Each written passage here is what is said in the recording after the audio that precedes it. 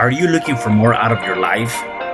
Do you need ideas on how to start new businesses and how to move forward in your own personal life? Well, guess what? You have come to the right radio show. At You Can Overcome Anything podcast show, you will learn and hear from many people from all walks of life who are sharing their challenges, their stories, the habits, and the mind shifts they had to overcome to become who they are today.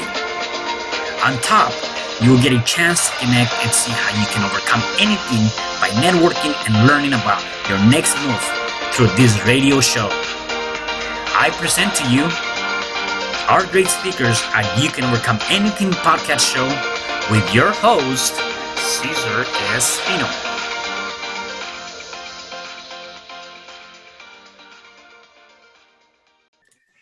Hello there, and welcome back to another episode of You Can Overcome Anything podcast show. It is your host, Cesar Espino, and you can find me at www.cesarrespino.com. Today, I have a special guest. His name is Dee Dang. Hey, Dee, how are you? Good, very good. Thank you for having me on the show, man. Yeah, definitely. I really appreciate you being here.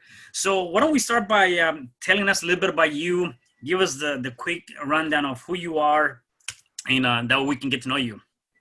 Yeah, absolutely. And it's so awesome to be on a show called You Can Overcome Anything. I mean, had a bit of a journey there. So if it's funny, if you look at my LinkedIn profile, my opening line says, I'm a Chinese parent's worst nightmare. Gave my parents like heart attack after heart attack growing up, dropped out of law school.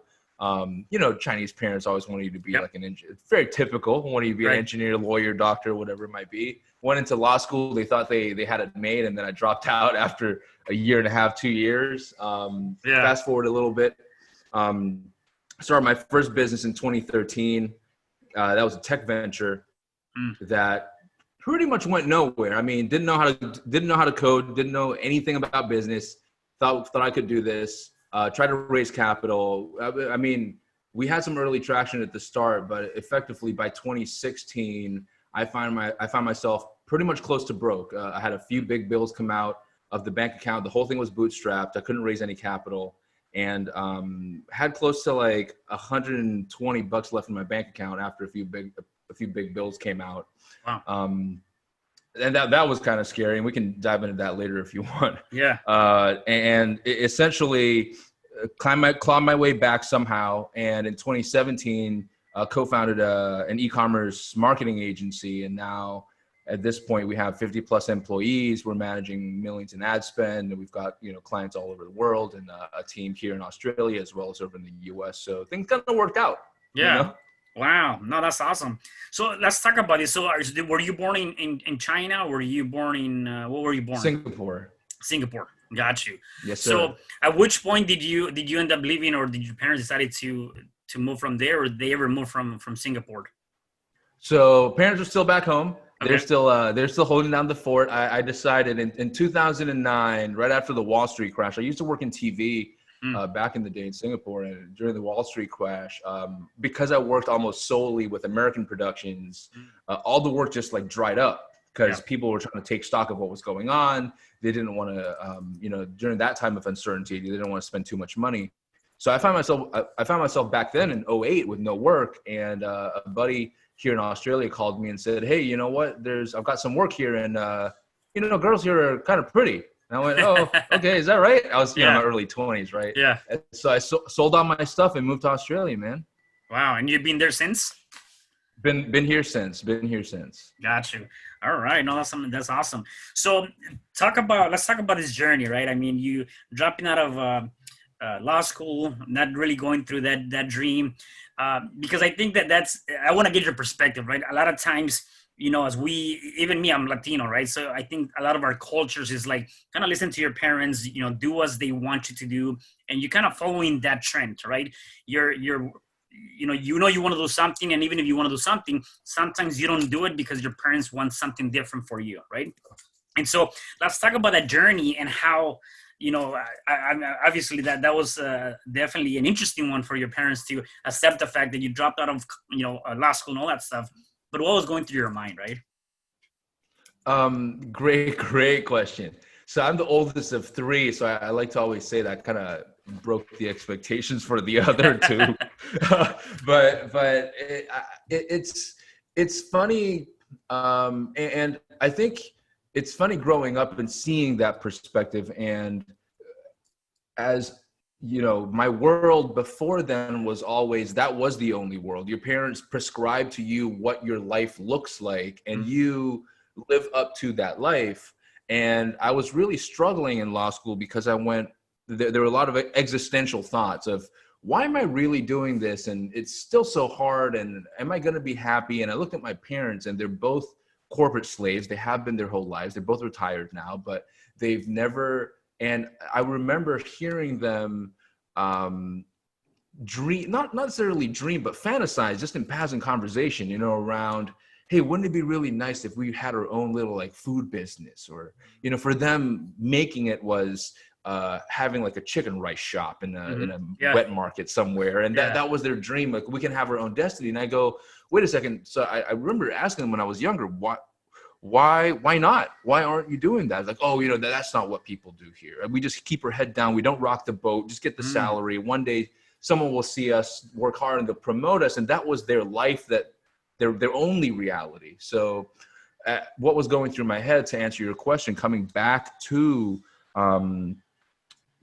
back in law school, I guess it was just grinding it out and going, wait a second, am I going to turn into my parents at some point, asking that same question, what if? And that really scared the hell out of me. I didn't want to live a life of, wait, what if this, that, and the other, looking back, because I've spoken to multiple old people that just had a bunch of regrets in their lives. And there was so much pain, you know, whenever they spoke about it, they're like, so much regret. I wish I dated this person, or I wish I didn't marry this person, or I wish I didn't do this job. And I went, you know what, that's not for me. I can't afford to live a life of what if. It just scared the lights out of me. Yeah. You know, and I can probably even think about that further. Like, I guess, you know, for the younger people that are trying to do something and they're stuck in their ways, or they're trying to listen to somebody else and they're like, well, that's not what I want. Maybe it might not be so bad to start thinking about the aspect of, well, if you were in your deathbed today, right? You know, you're ready to cross this world to the other, whatever you believe, right? What regrets are you gonna have, right? Or what results are you gonna have? And when I think about it from that perspective, I think it's kind of pretty neat that, man, I'll be scared too if I'm in my deathbed right now and I look back and I'm like, man, I didn't do all these things that I wanted to do, or I didn't ask this girl to be my girlfriend, or whatever the case may be. That could be a very scary place to be. And at that point, it's kind of late. The benefit is that it is not late, right? Right now, we still have the ability to make those changes. We have the ability to take action now, even if sometimes your own family or your close friends don't support you on that. Just go at it, right? Go after it. And so I think that's a big one. And I'm glad that you know, you kind of stumble into that, because now it made you who you are and what you're doing right now, right? I absolutely agree. There are times in life where there are going to be forks in the road, and one road one decision might please the people around you, but ironically might not please your true self. Meanwhile, the other decision might please your true self, and you go, no, this is the direction that I'm meant to be at least trying or challenging myself to go down, even though it might cause some friction around with the people around me. And to bring the story full circle, my parents were growing up weren't exactly the most what you would see as affectionate from the West or from other more affectionate cultures. For the first time 2 years ago was when my dad verbally said, "Son, I'm proud of you." Wow. Ever. Yeah. For the first time, like ever in my life, so, but it worked out. But when I dropped out of law school, they were hanging their heads in their heads in their hands, and they're going, "This is over. This kid's going to be messing around for all of his life. I'm probably going to have to support this kid because, he's going to be homeless or whatever it might be." So it took a while to get there. But I think at the end of the day, I knew that come hell or high water, I was going to get there anyway, whatever there looked like, Right. And you said it, you know, you knew that you were going to get there one way or the other. So how important is it to believe in that dream that you have, or in that passion, or whatever it is that you're trying to do, even when nobody else can see it for you? How critical is that? I think that is, no one else can, and this is just the harsh reality.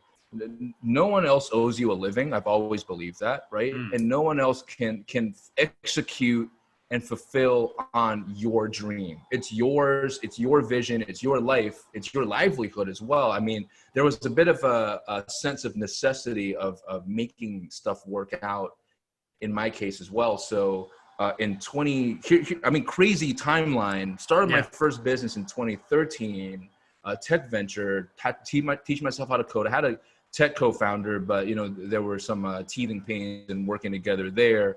So I had to teach myself how to code and teach myself all this stuff about business. Meanwhile, got married in 2014, right? With my now wife. And my now stepson, he's 15 now. Back then he was like around, I think, what was it, like 8, 9 years old. yeah, right.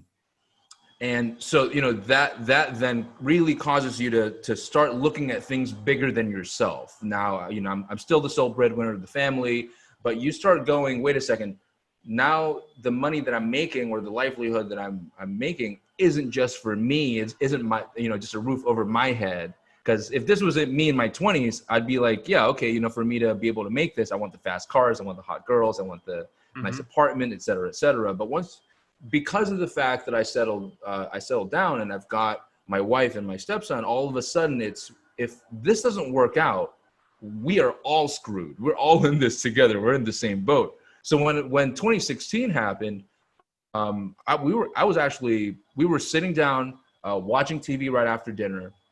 And I had my phone gave me a notification, and it was my banking app, and it was a few large bills. I forget if it was because I was freelancing back then just to keep money going, and I think it was a few bills coming out at the same time because it was that time of the month, and the notifications came up, and I remember looking at my bank account because I tapped on it, and my bank account showed up, and it was like $100 and something bucks, and I go, I don't have any freelance gigs for the next like 2 months. Wow. And my face just went sheet white. I remember that feeling of like blood just leaving my face.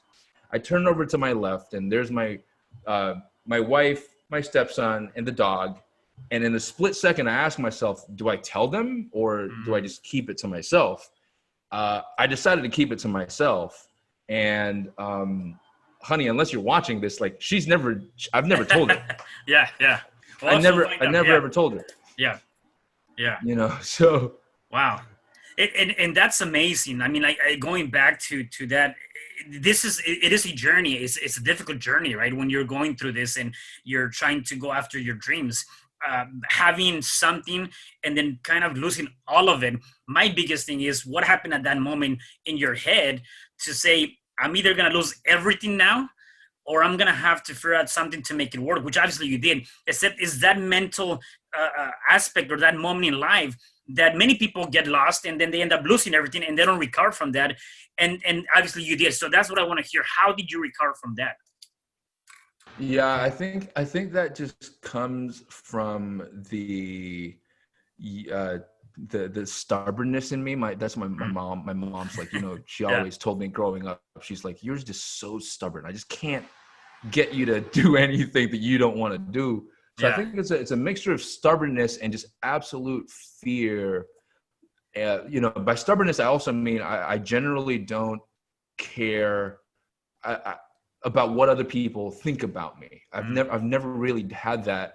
I used to when I was younger, and then somehow got to the place where it's like, you know, there wasn't any element of, oh, this is so shameful, so I'm just gonna have to wallow in this, and I'm not a good wallower anyway. So because of those things, and because of that absolute fear of, I just had this mental image of us having to live in our car, or us having to, you know, do stuff like that, and I go, that ain't my life. I just can't. So there wasn't any for the rest of those few hours. I just had to act normal because I didn't tell them. So I just had to watch TV and laugh when I'm supposed to laugh and do all that.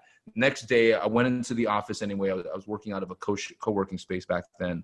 And I just sat there and went, okay, what can I do? How do I figure this out? So to give you some context, the tech startup that I was working on, it was called Higher Hive. This was 2013, 2014, the share economy was a big thing back then. It was starting to rise up a bit more. So Uber was starting to find its feet, and Airbnb was still there. So I was, the business model that for that first business was to do the same, but for the film and television arena. So people that had cameras and people that had audio equipment, video equipment, et cetera, I was pairing them with show producers or, clients that needed shoots. So I had a personal network of people that were on both sides, right? Cameramen and technicians that needed work. And I knew a lot of them that who needed work and who was, fine. And meanwhile, I knew a lot of people that needed shoots. So what I ended up doing was I went, okay, this is my Hail Mary. I went on and Googled all the local businesses in different niches and different verticals within my area. And I cold called them and said, hi. And I still have this company for now, just operating on the side on paper. It's called Video D Media. And I go, hi, this is Dee from Video D Media. We're a brand new production company. If you would like any videos, corporate videos done, any interviews, anything of that nature, typical price goes like this. Because we're new, we have an introductory price. So I just started doing that, wash, rinse, and repeat. Naturally, a lot of doors slammed in my face. But in 2 weeks, I generated $40,000 worth of new business. So, wow. And very luckily, because I had those contacts, I structured a deal where I did not have to pay the technicians until after I got paid. So thank God it worked out, right? And I could float the money. I kind of managed it through. And then because of that, I kind of weaseled my way through the situation and kind of broke out of it. But so that was the deal. It was just sheer desperation and sheer fear of having to live in my car. Yeah. And again, sometimes you hear this, right? Either the fear of falling down is going to either motivate you or is going to bring you down, right? And so in this case, for you, as you mentioned, it was like, no, I don't want to be with my family, living out of a car, or worst case scenario, not having anything to eat, whatever the case may be, right? So it's that determination, though. Even with that, I forget. I think it was Les Brown that says, or maybe it was Jim Brown. I don't remember now. It says if you're fearful of something, or you're afraid of doing something, still do it. Even being afraid, just still do it. Don't do anything, right? Because a lot of times what we end up doing is we're fearful. We have these self-doubts. We have all of these things that are coming into our head that we end up losing more time thinking about that than actually taking action, right? And so that's one thing that I've seen a lot in different people, right? Now you've been obsessed with studying the success, and so that also led you on creating the Growth and Greatness show. Tell me about that. Growth and Greatness show is super fun. I mean, I love, ever since my first stumble, and the story that we just talked about, I really, and it's a fun pastime for me to study people that have succeeded and have failed, and the ones that succeeded and then failed. Like, there are so many narratives in there and so many things to learn. So Growth and Greatness show really was born out of coronavirus. So, March came around, people started freaking out, and none of us knew what was happening. So and because I'm in certain public speaking circuits, I just pulled my friends together and said, hey, would you come on a show just very much like this one, where we sit down and I just start posing questions, and they pose questions back at me. And the whole intention was to just get more clarity out to the people and allow whoever was listening, whoever was watching, to be able to come on the show. We actually play them live and do the interview live and stream it live, so that whenever people came on the show, they could ask the questions directly, and we would have our guests, be able to answer it live. And that's been super interesting. We've had, Ezra Firestone, who is a longtime e-commerce educator, and he's got his own business, very successful 8-figure business running. And we've had multiple guests like that come on the show. And the fact that audiences can interact with someone like that, that brings me a lot of joy. Yeah, no, that's amazing. So, what is one of the things that you're trying to? I think I kind of have an idea, but what are some of the things like if you were to say, hey, if I leave tomorrow, what is my legacy? What am I leaving behind? What is that one thing you're shooting for now? Effectively, the one thing that I'm going for now is if I can be able to provide the whatever guiding voice it might be, and sometimes it might be a collection of different things that I say or share, but Mm-hmm. if I can provide whatever guiding voice it might be for someone who is a reflection of who I was back when I was struggling and trying to learn how to do this, then mission accomplished. That would be me being happy, ticking a box, saying that's my legacy being left somewhere. Or even, I look at my stepson, for example, and I go, if I could help a kid like that who wants to go into business, but his parents disagree with him, and he needs to find some tools to say, I'm going to try and do this anyway, possibly on my own while I'm doing college. And if I can provide some type of guiding voice there, nothing would make me happier. Yeah, that's amazing. So, if you were to look back between now or when you kind of started your entrepreneurial journey up to now, what have been your three biggest lessons? Wow, great question. Lesson number one is absolutely, especially as an entrepreneur, know your market. And market sounds very macro, right? It Mm-hmm. sounds so big, but really know your market means if you could shut your eyes and imagine the 2 to 3 types of people that buy from you, that will love to buy from you, that can't wait to give you money to buy from you because they would love your product. What do they look like? So in other words, personas. Know your market that well that it's like, that best friend or that family member, when it comes to their birthday or Christmas, you know exactly what to buy them. You know exactly what to buy them. That's how well you know them, right? If you can know your market that well, that's really where you win a lot compared to your competition. Because let's be honest, most people out there in the market, they're just copiers. Mm-hmm. They see competition do it, they copy it. I mean, look at Samsung. Every ad just copies. It's an Yeah, iteration of Apple's ads from 2 seasons ago, kind of deal. yeah, And same with their products, right? So if you can know your market that well, that would be a huge boon. The next one is know yourself. So in other words, know your capabilities, know where you're weak, and be brutally honest with yourself around. Some people have trouble giving themselves compliments, so they can't really lean into where they're strong. Some people go the other way. They can't see their weaknesses for their own good, and so they can't lean that way. And the reason why that's super important is because and this is conventional wisdom, right? When you first start a company, you hire for your weaknesses. When you start scaling your company, you hire for your strengths, so that you can then start moving into other areas and be more strategic and, not be still stuck into the business. So if you can know your weaknesses and know your strengths, you have a very good benchmark of who you are as a person. I guess much in the same way an athlete needs to know what their record time is. right. Right. So as a business athlete, so to speak, you need to know what areas you are strong in, what areas you're weak in. And the final one is just know your numbers. That's also really important. A lot of creatives, a lot of designers, a lot of product people go into business, and numbers sometimes intimidate them, or, that definitely was for me back when I was first starting. I mean, I came from a very creative field of TV, and the thinking was, there was always someone to deal with the numbers. But if you're an entrepreneur and you don't know numbers, I mean, numbers run businesses.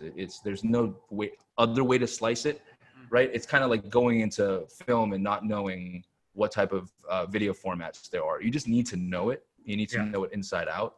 And there's so much power in it because it gives you leverage here and there and margins, and you know what to do with those numbers once you understand them. You start to see the matrix, I guess. Yeah, definitely. Yeah, and it comes down to like, would you ever put into, I know in business school, they talk about doing a SWOT analysis, kind of like doing the market, the pros, the weaknesses, the strengths and all that stuff. Is that something that you would probably recommend doing, into that aspect of that, creating some sort of SWOT analysis for anything you're trying to do in business? Yeah, I think not specifically the very conventional type of SWOT, Yeah. right? I think mainly because it's been, that term has been thrown around so much that I've seen so many teams just not harness it to the Mm, fullest capability, right. right? So, but if you're, it just comes down to it's just an awareness piece. It really is about just that, allowing these things to enter into your higher level consciousness. Now, if you are, say, very early on in your entrepreneurial journey, do a personal SWOT analysis. What are my strengths? What are my weaknesses? What opportunities do I want to jump into? And what are the threats that might undermine my entrepreneurial journey, whether that is running out of capital, my family doesn't support me, my wife doesn't support me, or my kid's about to, go into this really expensive program because my wife wants me to, my family wants me to put, or my kid wants me to put him or her into that program. So that's going to drain my capital. Now, if you understand that, at least, again, where you can move things, right? Because I mean, it was me taking stock of what I had that allowed me to generate that 40K in 2 weeks, because I knew what was surrounding me. If I just froze and went, oh crap, I don't know what I'm doing, it would have been much tougher for me to get out of that situation. Yeah, and I can also imagine that when you were able to get that much in sales or in revenue in those 2 weeks or so, now you open up another part of your brain where it's saying, "Hey, well, this is possible. Definitely, I can do this. Even at a bigger scale, right?" And I think is really being able to hit that and then surpass that, right? And a lot of times, if you're not hitting a high number, or you're just looking at something very minimal and you reach that, then you think that's your only potential. So you got to really shoot for the stars. And even if you don't hit that, you're gonna hit the moon, all right? There's a saying on that. So I could only imagine that's exactly what was going through your head too, right? Absolutely, and not, it's funny what COVID does to people. So in the past 2 months, almost 2 months now, I've been kind of getting nerdy into going back into the gym and working out again. And there's this term that gets thrown around a lot in the fitness circle, and also especially in bodybuilding. It's called progressive overload. Okay. And essentially what progressive overload is, it's a really simple concept. Every time you go back to the gym, you want to progressively overload what weights you're currently lifting. So if you're lifting 200 pounds, the next session you go back to the gym, it's got to be like 205, 210, right? Just keep adding it on. So much in that same way, exactly like what you said, Cedar. Like if you're going out there and not even challenging yourself and just going through doing things, and it's things that you have done in the past easily, you've coasted through, and now you're just cruising past them again, there's no progressive overload. So there's no challenge for you to grow into that next, break through that next barrier and go into that next level. So essentially, even if, let's say I tried that cold calling everyone and I failed and like fell flat on my face, essentially I would have then had a great learning lesson to go, why did I fall flat on my face? Why did I fail? And how do I attack it next time? So, it's a very different kind of mindset, I guess. Yeah, yeah, definitely. Yeah, one thing that you have here, which I like, is that success leaves you clues, and underlining principles matter more than tactics. Can you explain more on that? Absolutely. Yes, sir. The headlines in popular media, since forever, has always been about tactics, right? You go online and you read this guy went from broke to now being a multi-billionaire. Come read how. Mhm. And when you read how, it's usually, hey, tell us the 10 things that you would do. And usually it's very tactical and very, very headline, headline Mhm. grab, type of attention grabbing headline type of theme, because that just sells clicks. It Mhm. works. It just absolutely works. However, if you dig deeper into it, which is why I'm such a big fan of Ray Dalio and the fact that he wrote a book called Principles, Yeah. right? Principles and fundamentals are the things that see us through multiple situations, and that's why they're that's why they're fundamentals. That's why they're principles. That's why I'm a drummer. I've been a drummer since I was 11. Mhm. Even the fanciest drummers when you ask them, what do you work on? They work on their rudiments, their rudimental stuff, their singles, their doubles, their rolls, their triplets. And because all the complex stuff is just a sequence of all these basics. So I believe that even the tactics are just manifestations of the very core principle type of values, whatever those principles might be. And I'm not saying that there are definitely some principles that are universal for everyone. Meanwhile, there are some principles that apply only to certain people and certain personalities. Definitely. I love that. So, Dee, I have a couple more questions for you before I let you go. Please. If people wanted to connect with you, where can they find you? Thank you for giving me the opportunity to share that. So on Instagram and on Twitter, the handle is at Real Dose of D. That's me. And on Facebook, it's the same, facebook.com/Real Dose of D. And on LinkedIn, feel free to add me there. I'm fairly active on there. It's just LinkedIn and /Dee Deng, D-E-N-G is my last name. Those are the best places. And if you're ever curious about the team that I've built and our core values and all that stuff, righthookdigital.com. That's the team website. And you can see what we're doing, what we're all about. Very proud of the culture that we've built there. Yeah, definitely. And one thing people see you, and even people that are going to be listening to this, they're going to say, you know what, man, he's very successful, right?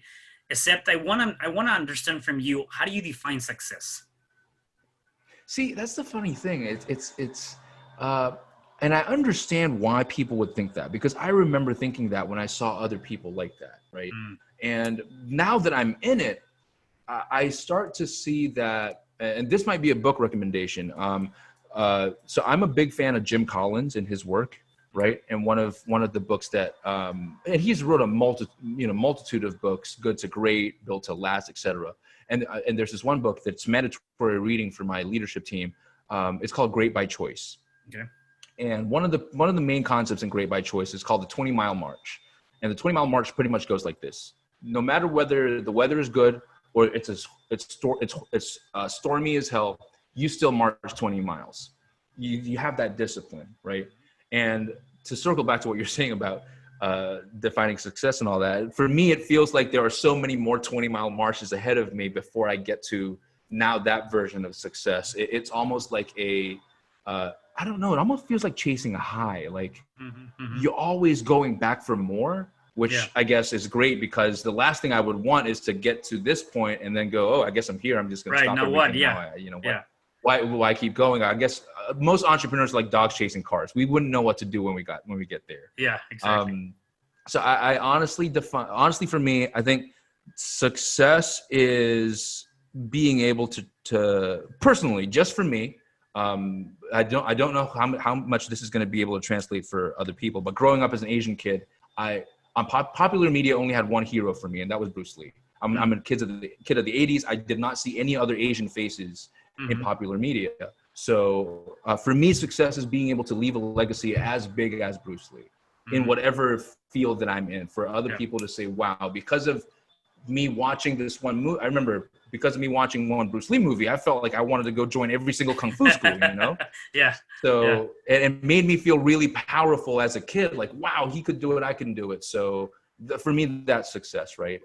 That would be super awesome to be on my deathbed, looking back and thinking, man, there are all these kids that say they went to start their own business because they saw some YouTube video or something like that. Yeah, no, and that's amazing. I mean, I definitely love his movies, and even so, all the messages that he has too. I mean, Bruce Lee has really good messages. And the one thing you mentioned is, like, I believe too that, once you get to one level, right, and whatever that might be, whatever goal target you have set up for yourself, if you reach that target and you said, okay, I'm here, and you don't do anything about it, I do believe that slowly but surely you start dying, because there's no other positive ambition that you're trying to go after, right? And so for you to continue to grow, for you to continue to move forward, you gotta get another target. And you see this a lot when people have been working for years and years and years, and they retire at the age of whatever, 65, let's just say. And now all they knew was working for somebody else. All they knew was doing that. And now they have so much time on their hands that literally, some people literally die a couple of years after that because they don't have anything else to do. They don't find that. And some people said, oh, I'm either going to have to go back to work. I don't care if I'm working at Walmart, making minimum wage. I need to stay busy or I'm going to start dying little by little. Right. I completely agree with you. It's isn't that funny how Yeah. we're wired that way? Yeah. Yeah. You know, we get when we're younger, we get sold that dream of work really hard now and you can relax later, Right. kick back on your porch and do all that. And then when you have the opportunity to kick back on your porch, you go, no, wait. Yeah. The working was that was what I wanted in the first place. Right. Yeah. It's crazy. It is definitely crazy to see it. Even if you don't enjoy it, you're like, I got to go back to work. I don't know what to do now because you never had the drive to start thinking of doing something. Right. So I do believe that you got to be able to continue to move forward. Right. Absolutely. The last thing I have for you is, what is one thing or a couple of things, maybe give us a couple of your tactics or nuggets that you do. You seem to be a very positive guy. What are some of the things that you do on a day-to-day basis to keep you on a positive mindset? Thank you for saying that.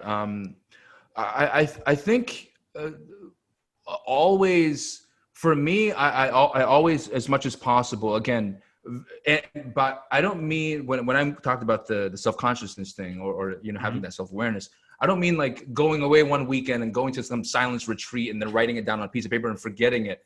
I do that daily. So every day at some point during my day, and I'm not saying I wake up every morning and stare at the mirror and do that, but at some point in my day, I sit down, I get rid of whatever noise around me, whether it's my phone, whether it's my colleagues, I just shut everything down and go, where am I right now in terms of my progression, my journey? Am I a better person than yesterday or am I worse than yesterday? Because you have good days and you have bad days, and that's okay as well. Mm-hmm. So that's really helped me. I've recently gotten very, just dabbling a bit into the readings of Zen Buddhism. And that's kind of helping me as well, not necessarily as a religion, but as a just philosophies of living, because a lot of what I'm learning from the books that I'm reading is there's a lot of a sense of, and that's okay too. So if things are difficult right now, that's okay. If you are struggling with being a good person, as you call yourself a good person, that's okay too, because that's what you're supposed to be going through. So that's really helping me go, regardless of, and I don't know how many people that are watching this have watched the show Dark on Netflix. And a big piece of the show Dark on Netflix pretty much says, what is happening is supposed to happen, and what will happen is also what was supposed to happen. So pulling that back, it is really just being able to go, okay, wait, challenges are going to come my way. I run a business. Headaches are going to come my way, right? Team members are going to bring us fires to have to deal with. That's inevitable.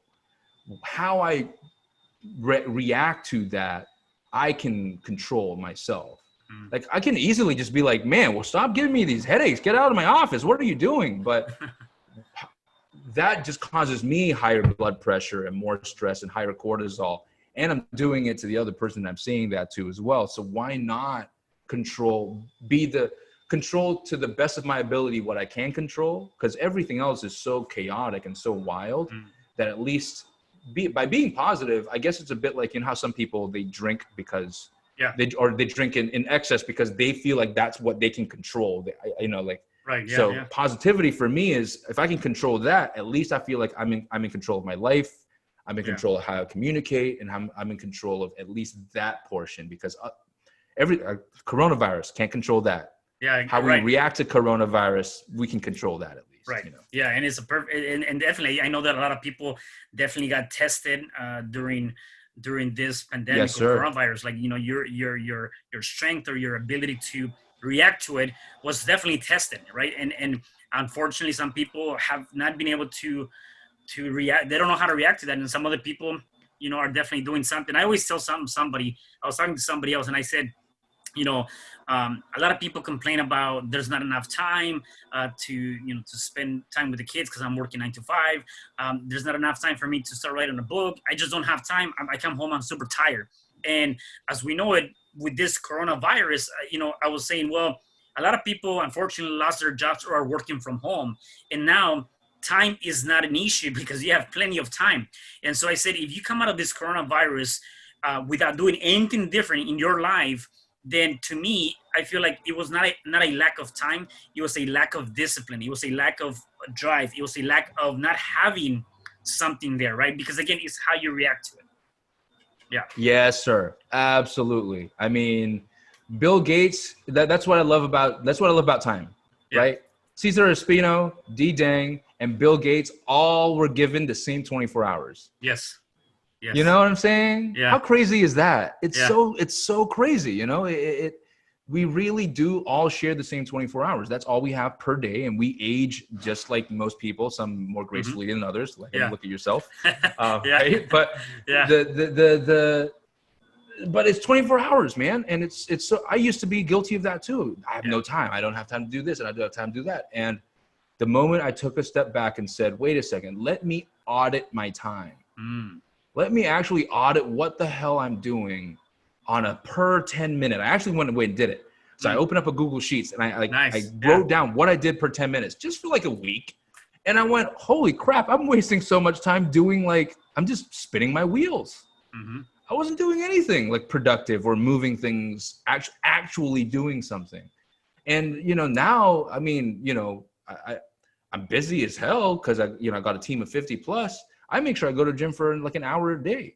Yeah. Like before I said, I have no time. And I get home. I would honestly feel like I have no time. I would honestly be very, very tired from work. But what I realized was if I say I don't have time now, and if I didn't go work out or do some exercise, I would have a lot less time later in life when I want to spend with my stepson and my wife. Yeah. And that that scared the hell out of me too, that kind of stuff. No, yeah. You know what? I love that. So the people that are watching this and listening to that, you definitely should do that exercise and kind of look at what is it that you're spending your time on and take a day or two or a week, whatever. And you'll be amazed as to where your time is going. And then you can start adjusting as you want to adjust. One last thing that just came to mind really quickly is that when you're talking about, now even the fact that you're so busy, you make the time to go to the gym and or at least work out or something, right? I have a couple of books, and one of the books that I wrote, which is How to Become an Entrepreneur. In one of those, I said, for me, it's not necessarily that is in the corporate world you're talking about. It's a priority management.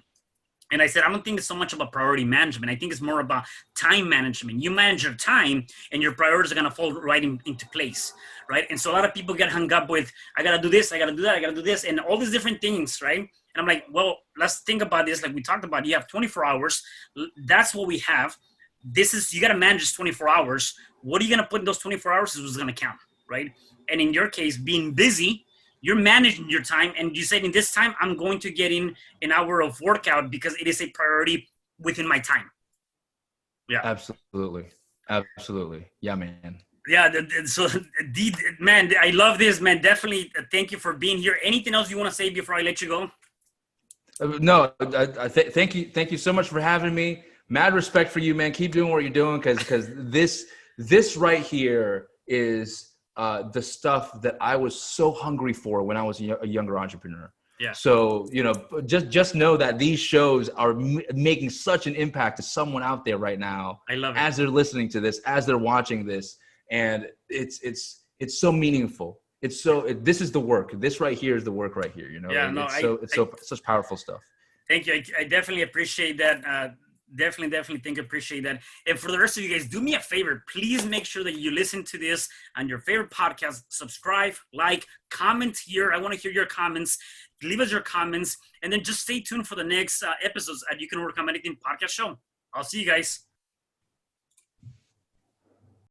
Hi, I'm Cesar Espino, real estate investor, business coach, and consultant, and author of the book, You Can Overcome Anything, Even When the World Says No. My number is 424-501-6046. In my book, I talk about making the necessary changes to shift your mind for prosperity and certainty. Pick up your copy at Amazon. I also love helping families with their real estate and can purchase your house fast and all cash. Follow me on Instagram, Facebook, and LinkedIn. My number is 424-501-6046. Thank you for having me today. I am so glad you've tuned into this podcast. You can find me at your favorite podcast platform where you can like, subscribe, comment, and share. And to learn more about myself, my services, you can find me at www.cesarrespino.com, or you can also find me at your social media. Thanks for joining me, and I am looking forward to having you at the next episode. And know you truly can overcome anything.